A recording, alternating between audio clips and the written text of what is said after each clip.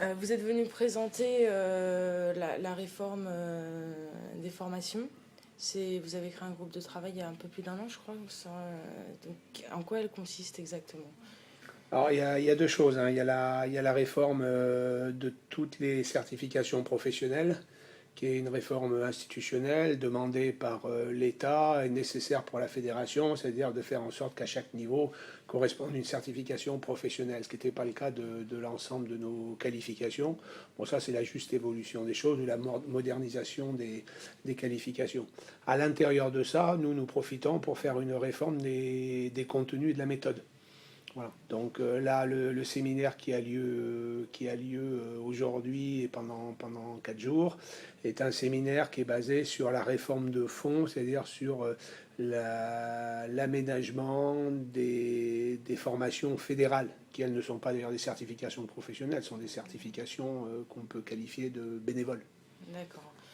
Concrètement, pour quelqu'un qui voudrait passer l'I2 ou le BE1, est-ce que ça complique les choses? Est-ce que ça simplifie les Alors, choses? ouais, ça simplifie les choses en termes d'accès, parce qu'aujourd'hui, une personne ne sera pas obligée d'aller faire l'équivalent de l'initiateur 2, mais pourra rentrer directement sur une formation dans la catégorie d'âge où il veut entraîner.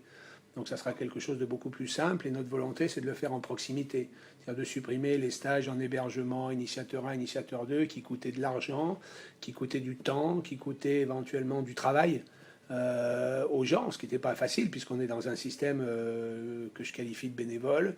Et l'idée là, c'est plus de faire de la formation en proximité à l'intention des clubs, voire sur des secteurs, pour permettre aux gens de se former. Je prends l'exemple, je veux entraîner les 13 ans, je vais sur un module où j'apprends tout de suite à travailler avec les 13 ans. Je n'ai pas besoin de faire tout un cursus pour arriver là.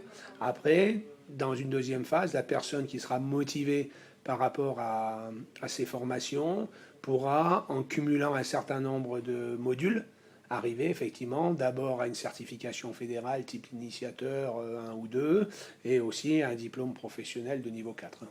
D'accord. Vous dites que ça coûtait de l'argent, les fameuses formations, même le BE, je crois que c'était 6 semaines, etc. Est-ce que ça coûtera moins cher au club, justement, d'envoyer précisément un éducateur sur...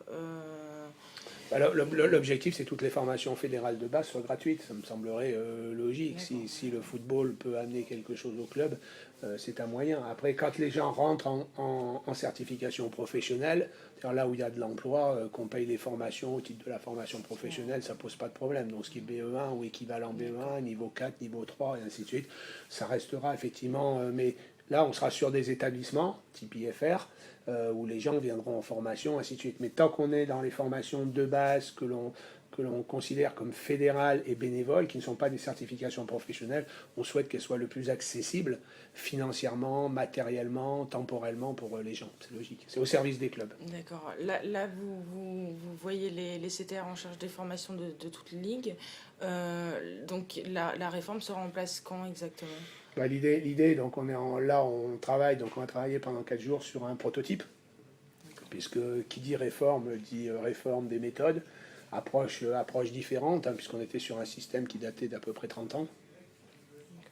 À partir de là, l'idée, une fois que ça va être validé par l'ensemble, puisque l'idée c'est aussi d'échanger, validé par l'ensemble des gens présents, de septembre à décembre prochain, on va faire le tour des ligues avec des équipes de formation, et on va proposer une formation à l'ensemble des cadres techniques, y compris des CDFA, sur les formations. Et l'idée, c'est que l'équipe de formation et le protocole complet de formation fédérale, là on est vraiment que sur les formations basiques fédérales, soit disponible à partir de janvier 2012.